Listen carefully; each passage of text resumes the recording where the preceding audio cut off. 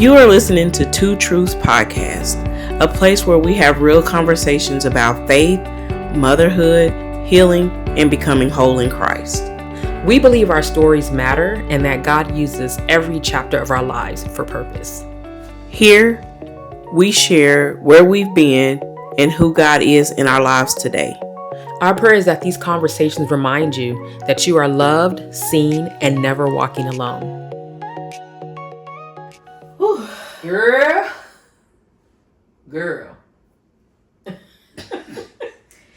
Remember that old song? It's another day's journey, and I'm glad about it. I'm so glad. I'm glad about it. Whoa, I'm so glad. I'm glad about it. It's another day's journey, and I'm glad. I'm glad about it.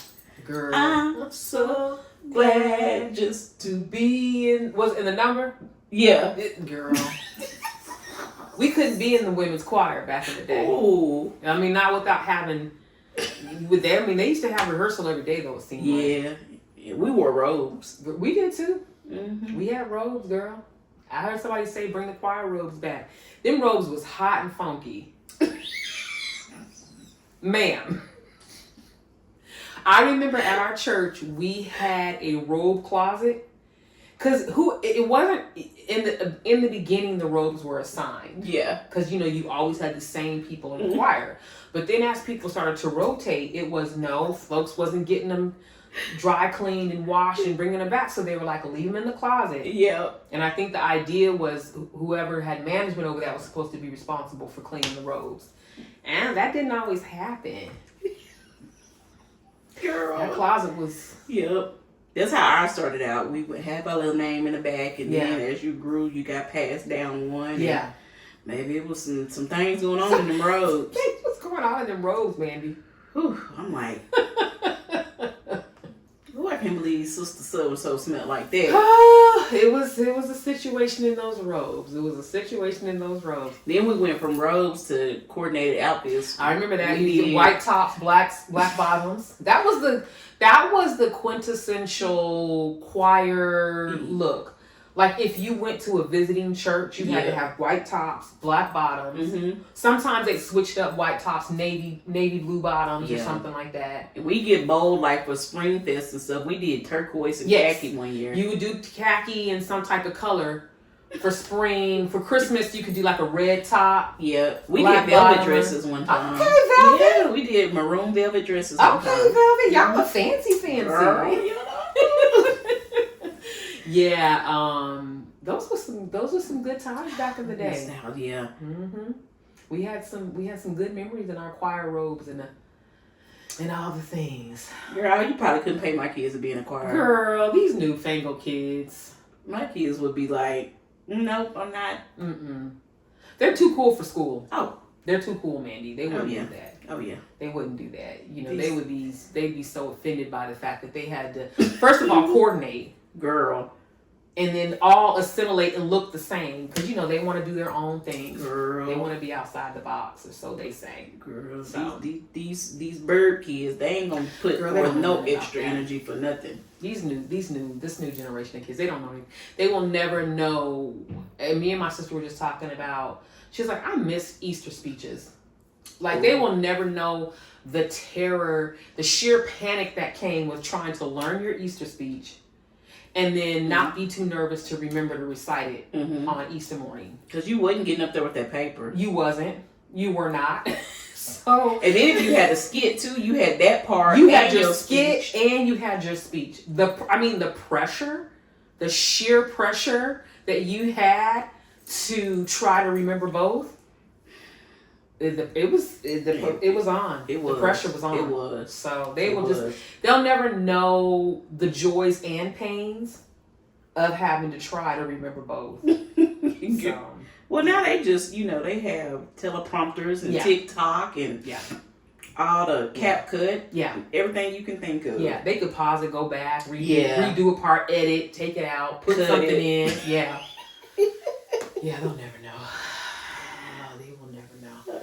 Girl, how you doing today, girl? I'm good. Yes. I'm good. Good. It was a the work week was a little fast paced this week. It was a lot going on. You know, we in week 2 of our full integration at work. And so how's that going?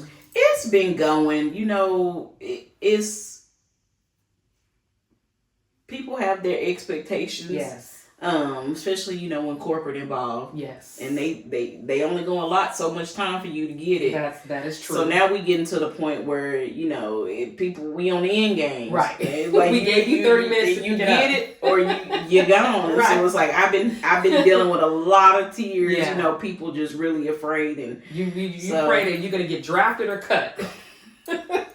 Girl, and you know, so but other than that, it's going good. I think in the end, it's going to be a really good thing because it's providing structure and accountability that we needed, but it's changed. It's changed. Yeah. It's changed. And I always, my youngest, she always has had, not so much anymore because we worked on it a lot, but when she was younger, she really, change got her really flustered. Mm-hmm. And I just told her, I said, all change doesn't have to mean conflict. Yeah. It doesn't have to be, and all conflict doesn't have to be bad. Sometimes there are things that we have to do and we have to walk through that do bring about change, but for the better. Yeah. Right? And so it can be uncomfortable because we're leaving a space that we're used to and we know, and you know, it's the comfort we know, but you can't grow. Yeah. You know, if you stay in the same space. So it's been a lot of learning personalities because at first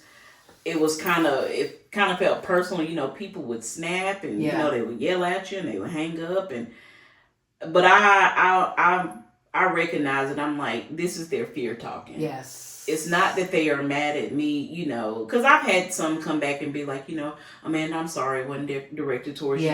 And I get that, and I'm just thankful that I'm at a space. You know, we talked about language last week. Yes, yeah. So I'm thankful that I'm in a space that I recognize the language. Yes. And I understand that, you know, I may be seeing fear, or I may be seeing anger or whatever it may be, but underneath, but like, what's the root? For a lot of them, it's fear. You know, we're older. Yeah. A lot of us at my job, we're older, so you know, learning new things, it's very scary. It's very scary to be in a position where, you know, we get comfortable and then to have to be uprooted by change. It's the unknown. Yeah. That kind of goes into what we're talking about today, which is leaving toxic spaces and trusting God with the unknown. Yeah. So talk a little bit more about that. You're in that space with a work perspective, and you know what that's felt like for you, because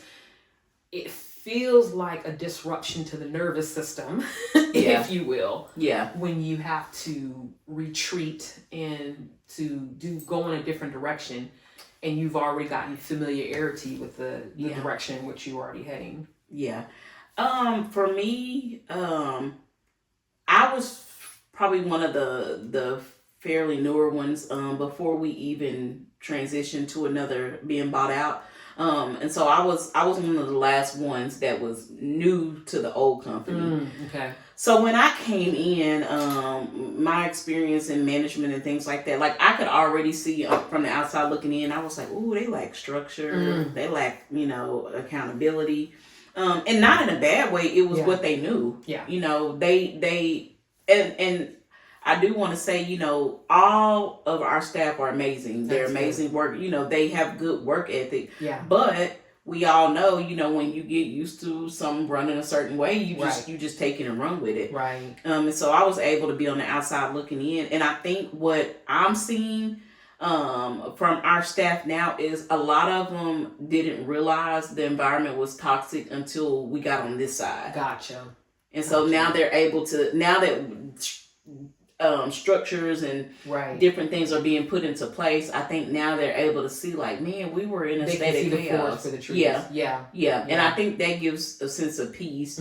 But to your point, you know, it still doesn't make it any less scary. Right. You know, it's because we could, even though there wasn't structure, we could default and wing it. You know what I mean? Right. We could default and we could do just enough to get by. Right. And I think that's in this season, with not just with work, but in life in general. I think God is calling us higher as believers. Yes. And so God is like, you can no longer do just enough to get by. You can't just wing it. Yeah. You got to go in with a plan, because the enemy is counting on us to just wing it. You can't just hold it together with duct tape. No. Not in this season. You got to have a solid plan, and you got to have every corner covered. You need strategy. Yes, because he is coming. He is petty. And he doesn't care how he can get in. He just won't in. It doesn't. So, I think it's been easier for me, because it's not just from a work point of view, it's personal for me. Right. These are the things that God has been dealing with me in my personal life. And so I'm just like, okay, Lord, you're stretching me even more, because typically for me, Pastor Josh talked about, and it was a beautiful way he put it when he talked about that transient spirit. Because I never had the words for it, but I operate with that spirit. When it gets hard and the pressure, I'm just like, okay, I'm looking for a way out. I'm like, I can't do this. And so for me, God is really stretching me, through this situation at work. He's really stretching me because,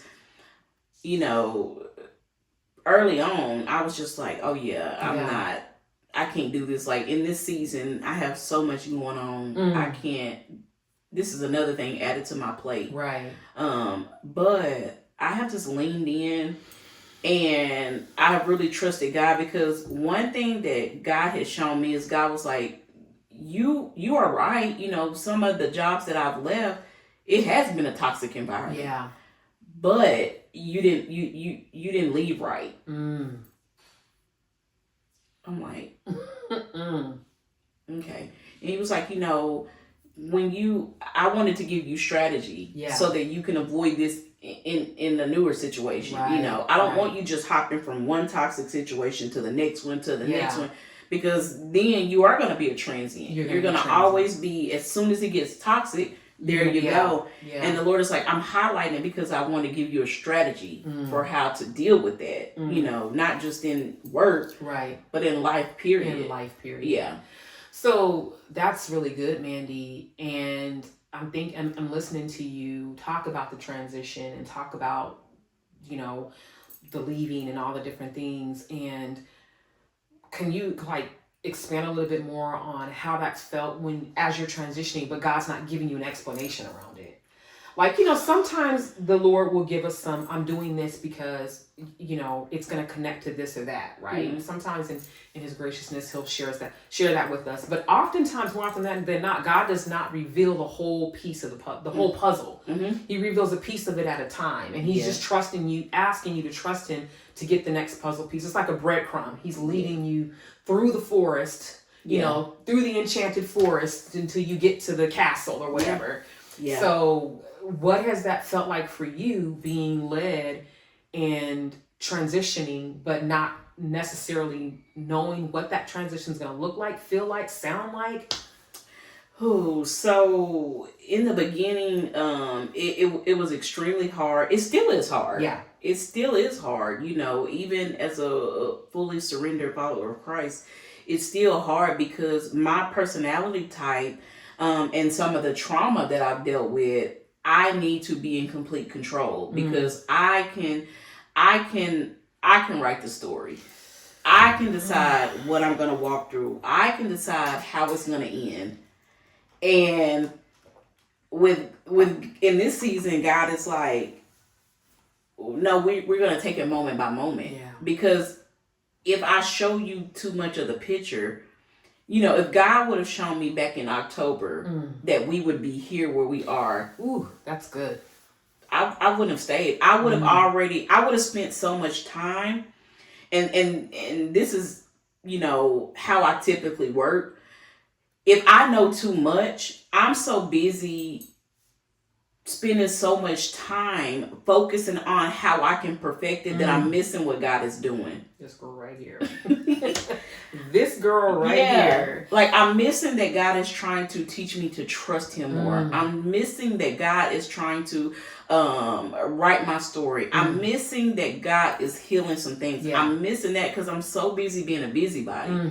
I'm so busy over here like, okay, I know that, you know, we're going to have a party and there's going to be 500 guests. I'm over here trying to navigate all of that. Right. And I'm missing the fact that God is saying, you know, but from those 500 people, you know, I want to heal them. I'm so busy in the logistics of it that I miss the message. You miss the message. And so for me in this season, that's the only thing God said to me. The only thing God said was, it's moment by moment. And I'm teaching you to endure. That's so good. I'm very similar to you in that way too. If the Lord reveals the whole thing to me, I'm going to also be worried about the logistics. Yeah. I'm going to be worried about there's 500 people. Are we going to have enough space for everybody? Oh, we got to go get something for everybody to eat. And, you know, I'm thinking about all the minutia. Yeah. Because that's how my brain is wired, right? To think about all the things. And to your point, the Lord may be saying, you know, yes, there's going to be 500 people there, but there's specifically 2 or 3 people that I want you to minister to. Absolutely. And in order to minister to those people, there are things that I need to work out of and work in you to be ready to be in position to minister to them, right? Yeah. But you're so busy with the details of it that you're not even letting me fill you up and give you what you need. You're not letting me equip you with what you need to be prepared to minister in that way, or to be ministered to yourself. Yeah. There's going to be people there that they have a piece to your puzzle. Yes. But you're going to be so busy with the logistics that you're going to miss what I'm asking you to do. You're going to miss the growth opportunity. You're going to miss the maturity opportunity. You're going to miss whatever it is that I'm asking you to do because you're so far into the future. Yeah.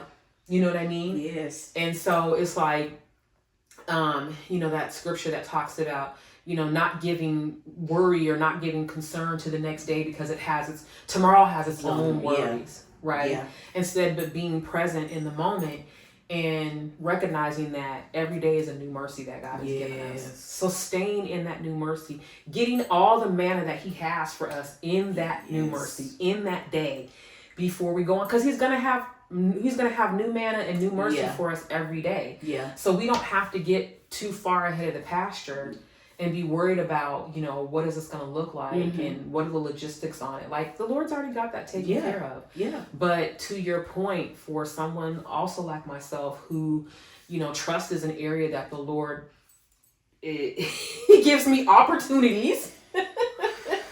Like I am, and we've talked about this many times, I am a list taker. I'm a list maker.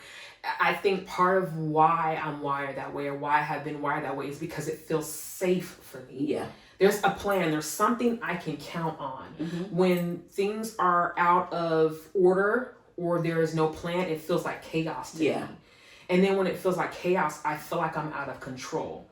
And I think to your point in this season, the Lord is teaching me how to lean not to my own understanding. Tear your list up, girl. Yeah. Like I've never led you astray.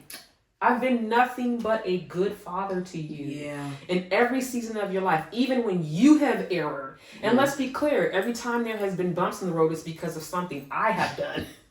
It's never been because the Lord has led me astray. It's because I've led myself astray. Yeah. I've been trying to look at my list and trying to figure things out for myself. And so I think, you know, to your point, I'm definitely in this season where the Lord is like, what I need you to do is I need you to remember the history that you have with me.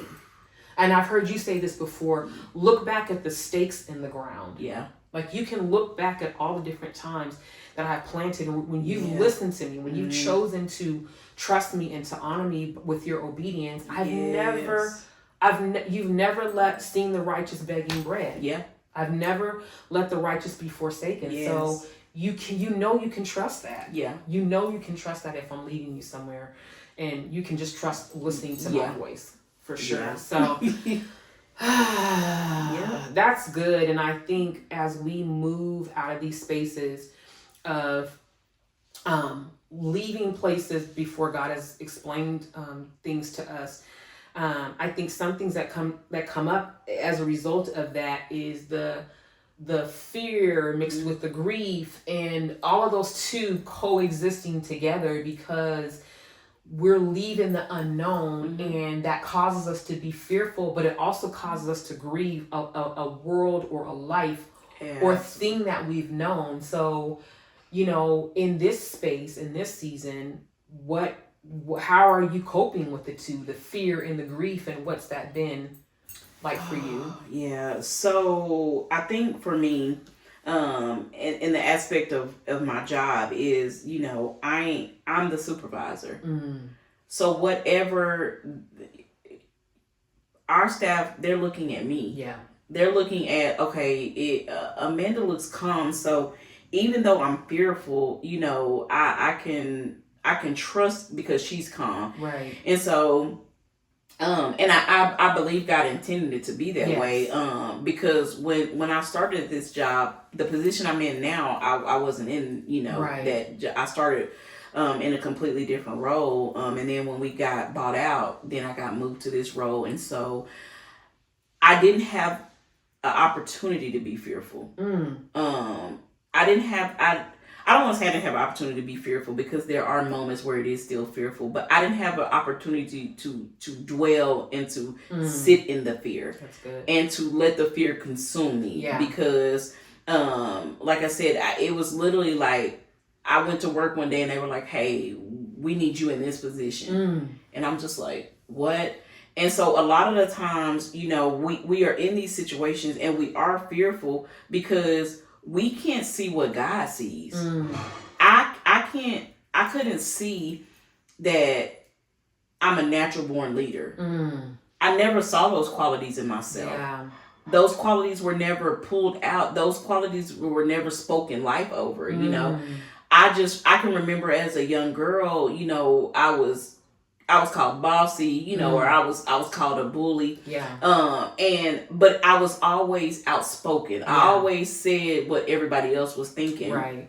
And nobody ever nurtured those gifts in me. So they took on a negative connotation, right? Right. And so I think a lot of the fear came from when I was told that I was getting this position, I automatically disqualified myself.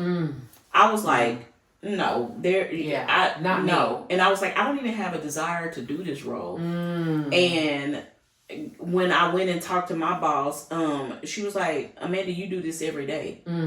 It's just, you just don't have the title. You don't have the title, but you do this. You mentor, you listen, you encourage, yes, there's paperwork and all this kind of things, but this is what you do. And I couldn't make the connection. I was just like, I just heard the title and it was just so fearful to me. Yeah. And I think a lot of us, when we are consumed by that fear, is simply because we can't see the end goal and the destination like God can. And the thing about it, if God calls you to it, God will see you through it. Yeah. Because his plans don't fail. Even if we fail, even if I fail in my role, I've learned something. You've learned something along that on that journey. Whether if it's the Lord is saying this is not your end destination, but at least now I'm aware that I do have leadership qualities. At least now I'm aware, that I can endure. Right. Those different things. And so for me, now there is the grief that comes with that too. Of course. There's the fear of the new, but there's the grief of the old. And it's not even, for me, it's not even grief in the sense of like a sadness. It's of what was. Because sometimes when things are evolving as they should, it's sad to think, like we were, just reminiscing earlier. And it's like, I'm thankful things are evolving, but my kids will never experience what we experience being kids. Right. You know, where you could just walk down the road and go sit in somebody's house and think twice about it. Yeah. And so I for me, that's where the grief comes from. Yeah. It's like, man, what once was is no longer. It's no longer. Yeah. And that can bring about fear too. Just because we're comfort zone people. Yeah. You know, we get comfortable. You learn something. You get good at it. But also too, what we don't realize is we get good with it, but comfort zone equals stagnation. That's true. That's very true. Yeah. Very true. Yeah. As you were speaking, that was making me think about when my youngest daughter moved to Washington 2 years ago. And I suddenly found myself as an empty nester. You know, she moved home. She had graduated high school, and she was going back home to go to college. And I just remember after she left, I remember literally like that week standing in my kitchen alone, and I just broke. Yeah. I was in tears. I was crying because I was like, what am I going to do if not be a mom? Yeah. Like I was like, this is all I know. For over 27 years of my life, I've been someone's mom. Yeah. You know, and now my baby's not a baby anymore. She's on her own. And she's on her own. I mean, in the sense that she's in another state. I mean, she's with family, but at the same time, she's not directly under my tutelage, right? Yeah. And so there was fear. Yeah. There was a lot of grief that was happening because I was like, I don't know how to be anything other than to be a mom. And you grieved hard. I grieved hard. I mean, I'm talking bathrobe, blankets on the couch. Yeah, I was sick to my stomach. I remember. Because I have been married and then I've been single, and I've been a single mom longer than I had been married. Yeah. And so my formative years, my young adult life up until the time that she left, my last child left, has been about mothering. Yeah. I've had a season of just mothering, and I just centered my life around that. Yeah. I mean, I just remember there were periods when I was younger thinking it's never going to end. Yeah. I remember crying on my cousin's couch. I was so wore out. I was just broke down because I was like, they're never going to grow up. And then they did grow up, and I struggled. And I just remember standing in the kitchen, and I was just overcome, and I was crying, and the Lord just was very gentle. Yeah. You know, he's always so tender with our feelings, but I just remember him ministering to me and being like, you know, mothering is only one aspect of who I called you to be. There are things that I have called you to and that I'm calling you to, that in your season of mothering and the way that you were in it, you could not be attentive to those things. Ooh. But I've never just called you to the earth to only be a mom. Yeah. That's a beautiful thing that God calls us to, right? But the Lord was like, but there's so much more that I have for your life beyond this season of mothering the way that it's always been for you. So I just remember him saying, now it's about me and you. Ooh. You and I really get to engage in the way that, you know, I can really do some more pouring into you because, again, in that season of mothering, you have had to really spend time pouring into your kids. But now it's about me and you pouring into you, and then me showing you the different areas and opportunities that I have for you, the seasons that I want you to move into now. And so I had to grieve that space. And I was also fearful because it's like, I don't know what to do with myself. Who am I? And I think it's not talked about enough. Grief can be healthy. You know, and necessary. We equate grief to this negative thing. Yeah. And you know, I spent so many years, even when my grandmother passed away. My grandmother's birthday was the other day, and I was just feeling away, and I couldn't put my finger on. I'm like, what am I feeling? And when I made it home, I looked and I was like, oh, today is my granny's birthday. That's what it was. And I was feeling that, you know, subconsciously I was feeling it. But what the Lord did with me is he was like, you know, now it's time. And I was like, for what? And God was like, it's time to grieve. And I thought I had, you know, Mm-hmm. I thought I had grieved, but God took me back to when my grandmother passed away. We were fortunate enough when my grandmother passed away to get the call, you know, that as she was living, you know, Right. but that she was declining. And so, you know, I'm a hospice nurse, right? So I immediately go in nurse mode. Right. I went in nurse mode. I went in, you know, I'm blood pressure, vital, you know, what's going on. I need to know what's going on. And so I took on that role so that everybody else could grieve, right? And then when she passed, I immediately, because, you know, I'm like, my mom needs to grieve. This is her mom. So I immediately, when we get there, you know, we are preparing for the funeral. I immediately go in. I'm gathering all of her stuff. You know, I'm cleaning up. I'm, you know, getting stuff together so each grandkid and kid can pick out what they want. I immediately took on that role. And then after the funeral and everything, it was just about my mom, me making sure my mom was good. Yeah. And so, you know, it had just been that way ever since she passed away. I was just always like, you know, I got to make sure my mom and my aunt's good. You know, like, that's their mom. You know, they need to grieve. And so I never grieved it, you know, and I had to make sure my kids were good. Yeah. And so I was just like, Lord, I have grieved. Yeah. And Lord was like, no. No, you tucked it away and you jumped in, you know, to save the day, but you haven't. But grieved you haven't it. grieved. And I think so many times that we see grief as a weakness. We feel like I shouldn't, you know, I shouldn't be at home laying on the couch, you know, wrapped up in a blanket, you know, like I should be productive. I should be doing this. No, processing grief is productive. It is productive, and I think that there is a purging that comes with grief. Absolutely. If you invite the Holy Spirit into the grief process. Absolutely. Because the Bible teaches us that we don't grieve as the unbeliever grieves. Right? So we don't idolize, and we shouldn't, I should say, because I know sometimes that happens, and myself included, but you know, but if you invite God into the grief, there are beautiful things that can actually happen in that grief experience. It doesn't feel beautiful in the moment. It just feels like brokenness. It just feels like wound. It just feels like hurt and pain. And it is. It is. But there's a lot of things that, to your point, that the Lord can use to purge out of you, to work out of you, and to conversely work in you in that space of grief. He can show you how He's always been there with you. Absolutely. And how He's walking through that grief experience with you.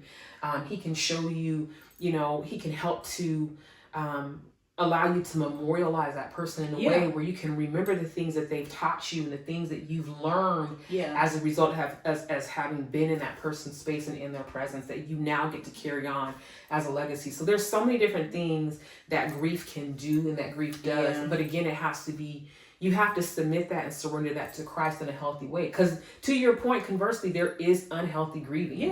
I was actually having this conversation with my sister just the other day, and I was telling her that there's two people that I see that I've known for a very long time. And sometimes I see them on Facebook, and yes, I'm old. I still use Facebook. I love Facebook. I'm old. But sometimes when I see them grieving and they're talking about the loss of their loved one, you would have thought that they just lost their loved one like a week ago. Their loved one has been passed away for over 20, 30 years. Ooh. And I'm not saying that you don't ever have pain associated with the physical loss. But there is a period, I believe, in which grief can just, the grief and the mourning can just move to really being an idol. Like you're idolizing that grief and that pain, instead of allowing the Lord to wash over you and to take you through that process. Like you get so enamored with the idea of being sad and woe is me and I'm grieving victim and I'm mentality. Lost. It turns into victim mentality. And I think that's why it's important to have the Holy Spirit walking with you in that grief space. Because I think you said it earlier, but we can forfeit things if we stay in that grief for too long. If we don't move through appropriately through all of the different spaces that we need to move through. Like, to be honest, like I said, it wasn't until my mom passed away that the Lord showed me how I had been idolizing my mom. Like I was putting my mom in first position over God. And we've talked about this before, but like, if I would pray about it, but I also had to get Opal's final word on it. Yeah, that's me. I'm gonna call my mom. I'm going to call my mom. Like, I'm gonna clarify. Like, and so the Lord was really showing me how I had idolized her, and I had exalted her above him. And you know, it was in that space without her that the Lord started to help to repair, you know, where things got off track. And so I think, you know, we can get stuck in a space. Oh, absolutely. And not moving through in an unhealthy space if we don't invite God into the grief and say, Lord, you know, my heart is breaking. And ultimately, you know, for me, it was always, I was mourning my mom's physical loss. Yeah. I always rejoiced at the fact that I know she's in paradise. I know that I'll see her again. Yeah. I'm living to live again, right? So I know that I'll see my mom again. So I was never questioning that she wasn't lost. I know exactly where she was at. But it was her physical presence that I was mourning, and that the Lord was showing me that, you know, I'll give you beauty for ashes, and that, you know, I am the great comforter. Oof. You know what I mean? I am the comforter. I am the advocate. I am there for you, you know, in all seasons. You know, even when your mom was there, it was still me, right? It was me. It's always been me. It'll always be me. It'll always be me. So, you know, the Lord had to just show me in that season, you know, again, how I was placing her, you know, above him. And but I just, to your point, I think that, you know, there's healthy grief, and then there's just where we get into a space where it's like, okay, this is not healthy. Yeah.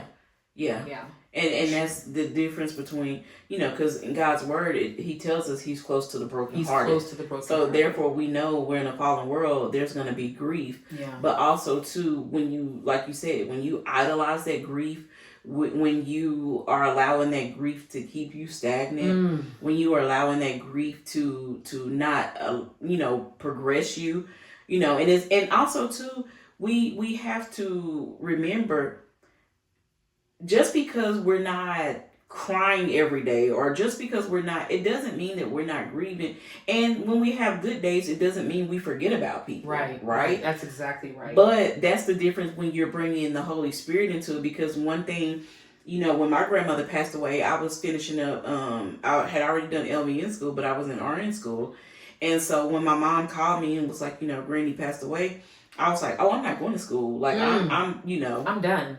And so my mom was like, no, she would want you to go to school. Absolutely. And even in the days to come, I was just like, I can't do this. I don't want to do it, because my granny was my cheerleader. Right. You know, not to say other people wasn't, but my granny, she would, you know, she was checking in, and she was like, how's it going? And you know, how she was just so proud. And so, you know, that would be on my way to school, I would call, and, you know, I'm talking to my granny. Yeah. And so after that, I was just like, what's the point? You know? But then God was like, you know, showing me that, and talking to my mom also, she was like, you know, your granny saw more than what you saw. You know, she knew that you had a purpose to help people. She saw that, you know, she spoke on that long ago. And so don't allow the enemy and the grief to rob you of what's yours, you know, because that's your purpose. God has called you to that. Yeah. And sometimes we can get stuck in these states to where, you know, we are, not only are we pausing our life, but we're pausing our destiny. Yeah. That's so good, because I think that it's easy to get stuck in grief and using that to validate and justify why we're not moving forward. You know, I can't do X, Y, Z because I'm grieving. And you know, and I can't move on, and I can't do this, and I can't do that. And I think it is a disservice to the ones who loved you, who wanted to see you, like you said, move forward.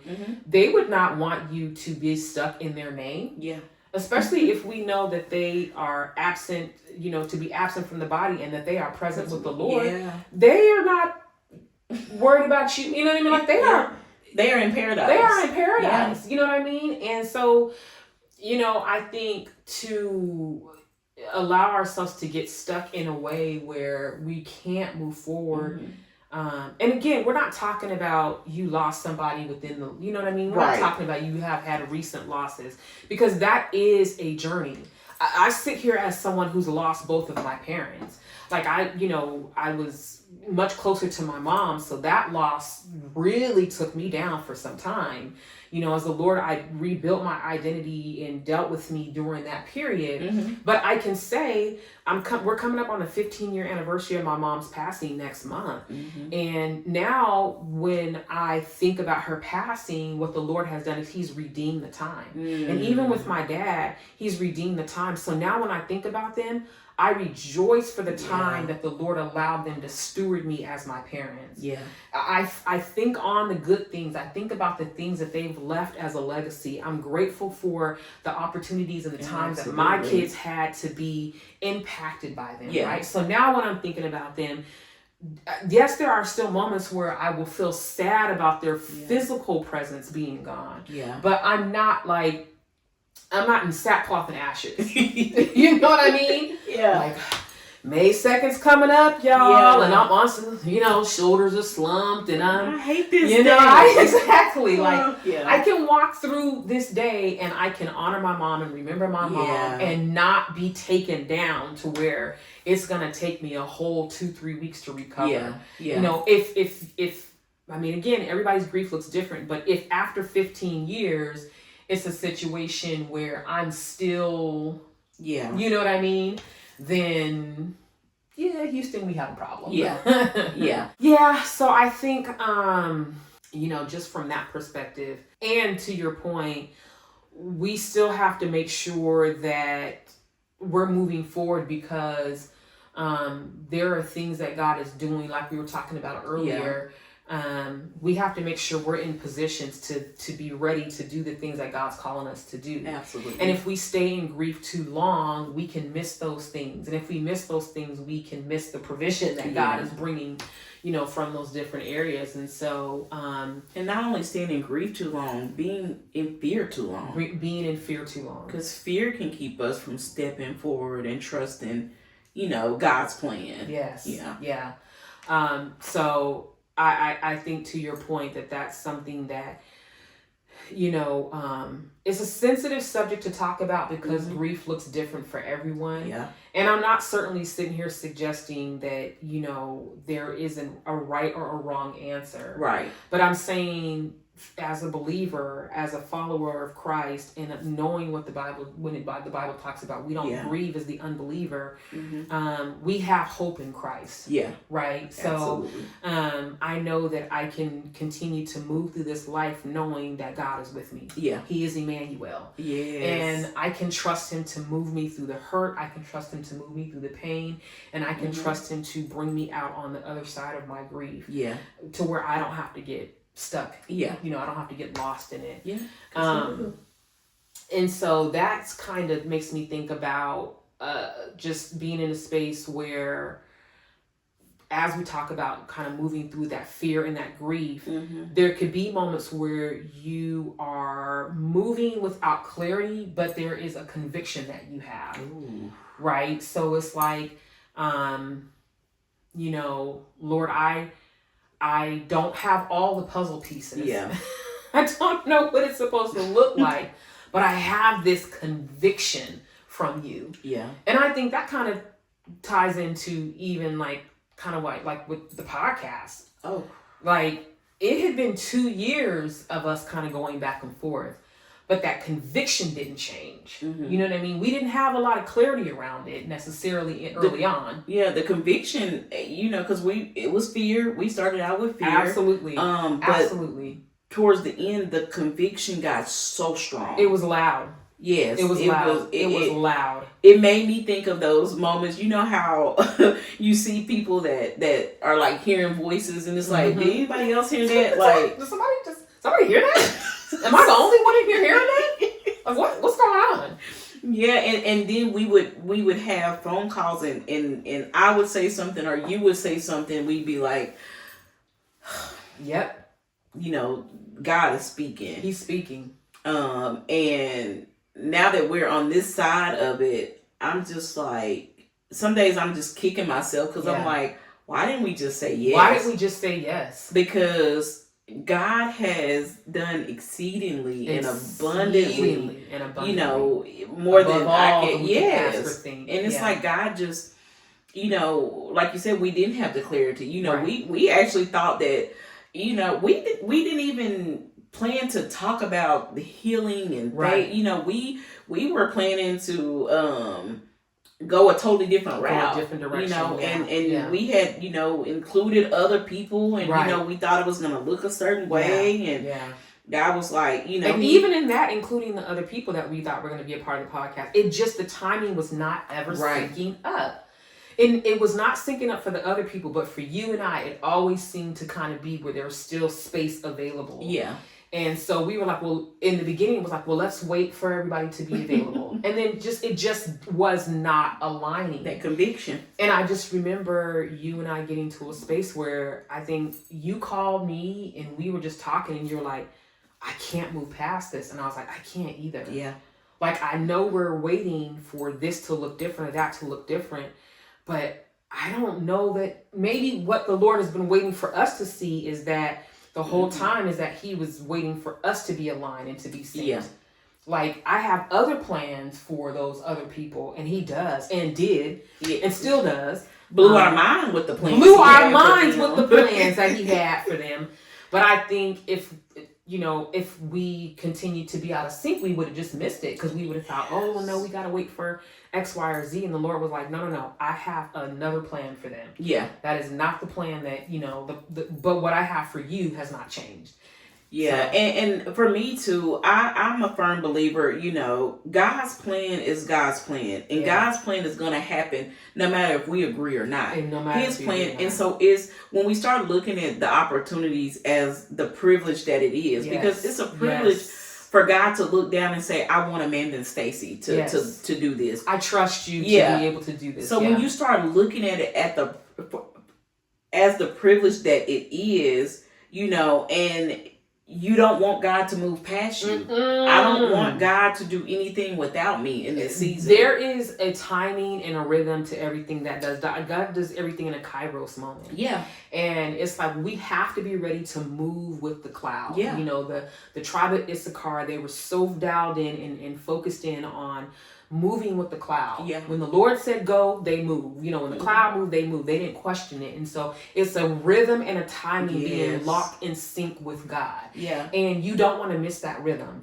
Because like to your point, the Lord's like, I'm gonna get my will is gonna be done on this, accomplished on this earth, whether I use you or I use somebody else to accomplish it, regardless. Yeah. But I want to use you. Yeah. Which, if you think about it, is such an honor and a privilege. It is. To know that the God of all this universe wants to use you. He wants to include you in his will. Yeah. He wants to include you in his plan. And he says that he sees enough in you to be like, no, I believe that you can do exactly what I want you to accomplish, but I just need you to say yes. Because I'm a gentleman. I'm not going to force it on you. And I think you can agree. It was our best yes. Oh my goodness! You know, we had all these meetings about, you know, X, Y, Z, B, P, you know, whatever. And then it was like the moment that we said yes and we meant it, God was just like bam, bam, bam, bam. Like even things that we didn't even take into consideration. Yeah. God was like, I got a plan for that, and I got a plan for that. And then even he spoke our language, you know, like he knew for you that you had to have everything laid out. Yeah. So he was like, okay, you know, I got, when Stacy tried to say this, I got this. I got a plan for Amanda, that. when you try to run over and do this, I got this. Yeah. And so he had every basis covered. Yeah. So we had a choice, but really it was like, there's no excuse. There's no excuse. Because there was provision every direction we turned away. Every step. Yeah. Just in unexpected places. Unexpected places. ways. Yeah. And I was like, man, I just remember us, you know, outside talking one night, and we were like, we are really doing this. Like, God has really opened the door. And, you know, I think we kind of took it lightly. It was just like, oh, you know, we talking about things that we go through and blah, blah, blah. But even now, you know, just the support, you know, and just, you know, people have encouraged us so much, you know, just the encouragement. Yes. The encouragement. And so it's just like, if you don't hear anything else, make it your best yes. Make it your best yes. Whatever in this season God is putting on your heart, don't worry about the provision. Don't worry about the A, B, C, D. Yes. You know, if it have to be D, C, B, A, you know, trust God because, you know, that yes, God will do so much with a yes. He will do so, and whatever He's given over to you to do it. Yes. To your point. Yeah. And there were so many things, like you said, that as soon as we say, yeah, we're just going to do it and we're going to stop kind of kicking the tires. As soon as we did it, it just fell into sync and into rhythm. It was not hard. It was not hard at all. And then, like you said, it makes you think like, why didn't I do this sooner? Golly, I've been sitting over here thinking about all the reasons why I couldn't do it. And it's like, and then you think about what have I been forfeiting this whole entire time? How much further down the pasture could I have been if I just said yes early on, if I just made it my best yes, and not worried about all of the logistics. Going back to what we were talking about at the beginning, where it's like the Lord gives you one puzzle piece at a time because I want to mark off the list, and the Lord was like, you're not going to do that. I'm not giving you. I'm not going to text you with the 90-day plan. I'm not going to text you. I'm not going to send you an email. You're going to just have to trust me because you're going to look back at the stakes that have been planted in the seed, in the soil over your life, and you're going to have to know based on those stakes that I have always been with you. Always. And that I am always going to be with you. And that I am Emmanuel. Yeah. I am God with you. So that's the only thing that you need to count on is that I'm here with you. Absolutely. And that this is not a surprise to me. I don't waste anything. Every moment that I bring you to, every space that I bring you to, I am an intentional God. Absolutely. I have not waded you into the deep to leave you there. Yeah. I'm not going to just let you get into the middle of the ocean, dangle the carrot and be like, hi, I got you. I'm not a cruel God. I am a God who sees, and I am a God who hears, and I am a God who knows, and I am a God who loves.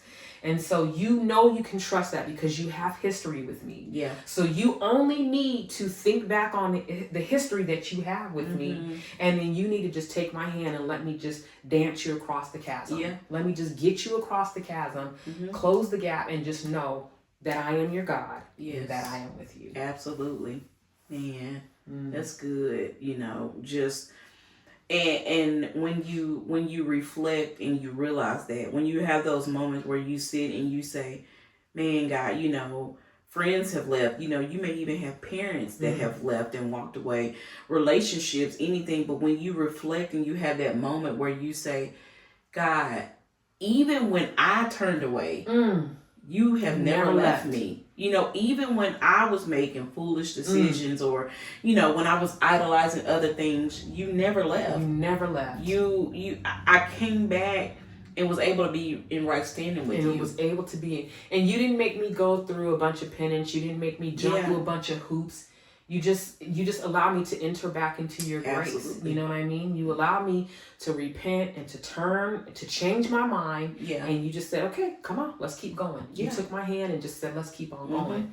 There was there wasn't a lot of works that I had to do to try to get back into your good graces. And there's no reminders, you know, God doesn't pull you along and say, you know, well, I'm not going to allow you to, you know, buy a house because the last time, you know, I gave you a good job and you didn't do what you're supposed to do. You know, he's not that kind of God. God, he cast it into the sea of forgetfulness. He cast it into the sea. And he was like, we don't, you know, as long as you've healed from that, we don't have to talk about it anymore. Right. We're not. And if God is bringing something up that you feel like is a part of your past, He's bringing it up to make you aware to heal it. Yeah, absolutely. Not to rub it in, not to make you feel less than, but because He has a plan. Yes. And He knows what, you know, like for us, you know, me and you both talked about, what was it, about a year ago? We were like, man, God is really bringing up we had to go back to some places. Excavating some stuff. Oh my gosh, yes. And it was hard. It was painful. It was hard. You know, I don't know who cried the most last year. Girl, we were both just really... We were tag teaming on the phone. It was like, girl, let me tell you. Yes. And we were both, like, we had moments where we were like,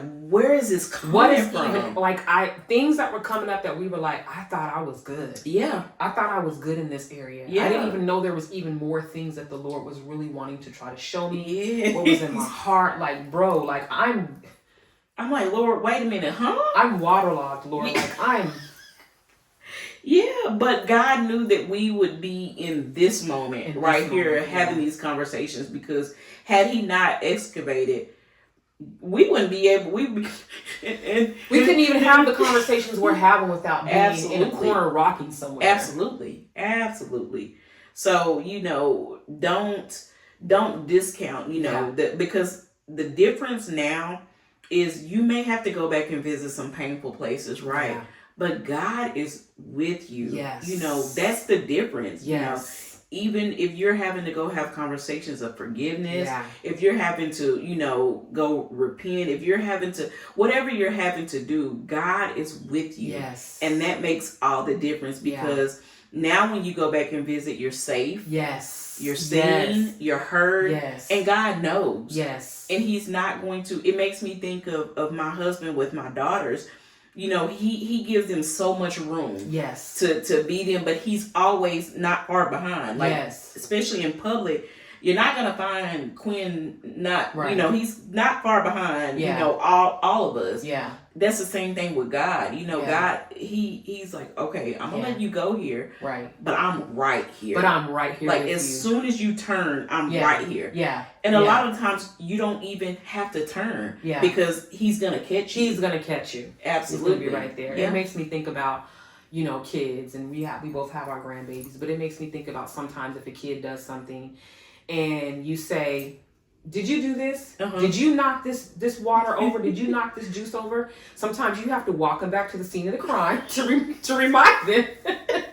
Because their little natures can be sinful too. Yeah. And so sometimes you have to take their hand and walk them back to the scene of the crime and say, did you, now Mimi had her water right here.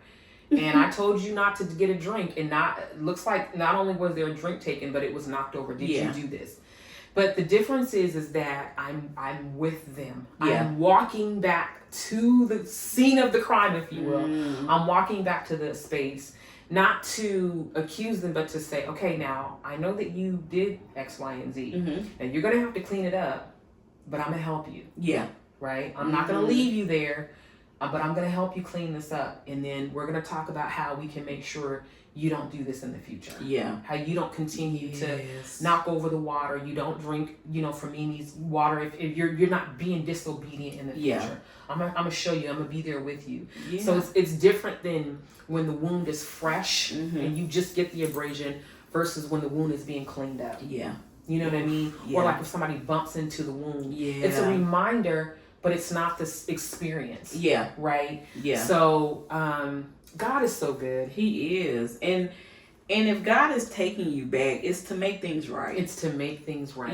And making things right, it doesn't mean, if you're owed an apology, you'll get it. Or absolutely. It's to make things right with you. For you. To give you peace, to give you clarity. Even if that clarity is, okay, now you got to have a boundary in place. Now you have to have a boundary. Or if it's giving you language so you can now come and say, okay, God, this is what I need to surrender to you every day. Yes. And you may be in a season where, even as fully surrendered followers of Christ, where you are surrendering something every single day, every moment. There was things that I thought that I was over. Yeah. And one of the things, one of the biggest things we talk about in Christianity is forgiveness. Yes. And so I was just like, oh, I got an A+ in that area. Yeah. I'm good. When God started bringing things, I was like, wait a minute, me? And there was a Are you season, showing me? Right. There was a season where I had to lay that on the altar every moment. There was several times a day where I was like, okay, no, Lord, okay, I'm forgiving. Yeah. I'm choosing forgiveness. But Lord, I'm struggling. And so, I tried to do X, Y, Z, and this person, I didn't get the response I thought or whatever. And so you have to lay it down. But again, trust the process. Because God never asks for something without giving.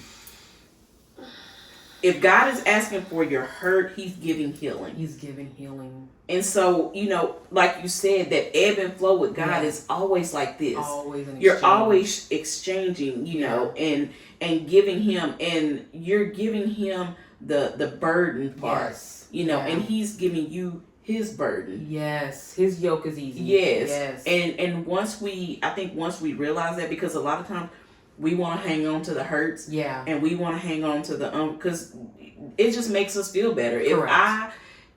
If my anger or me ignoring you or me popping off at you in our flesh, that feels like you got them told justification. But it's tearing you down. It's taking effort out of you to do that. And so when you just hand it over to God, God is going to deal with it. Absolutely. Whether he convicts that person, whatever it may be. And there may be a season where you absolutely don't hear nothing. Absolutely. But you have to trust that God is doing something. We leave it to God when we believe him when he says vengeance is mine. Absolutely. And we leave it to him because he's a just God to decide whatever that vengeance needs to look like. Yes. We lay it at his feet and we walk away. Yeah. So in this season, we are just practicing surrender. That's my hands. That's what we are leaving you with is whatever it is, whatever it looks like, lay it at the feet of Jesus. Bring it to the mercy seat. Yeah. Surrender. Yeah, surrender. Yeah. That was good. Good girl. Girl. God is just so good. Every time we get in these conversations, it's just a reminder of, I'm like, wow, we actually overcame that. Or, we are overcoming. Or we are overcoming whatever that may be. And he's just a good father. He's a good father. Yeah. He's a good father and he loves his kids. Yeah. And he's no respecter of person. No respecter of person. So what he's done in our lives, he wants to do the same for you. He wants to do the same for you as well, too. Yeah. We love you guys. We do. We pray that you have a wonderful rest of your week. Take some time to sit with the Lord and find out what he's asking you to bring to the mercy seat. Yeah. What are some things he's asking you to surrender? What are things that he wants to show you that's in your heart? Yes. Ask him to help you find the space to be able to sit with him, to be able to receive what it is that he wants to give you, because he wants to give you the exchange. Yeah. All right. We love y'all. We'll see y'all next week. Have a good one, you guys.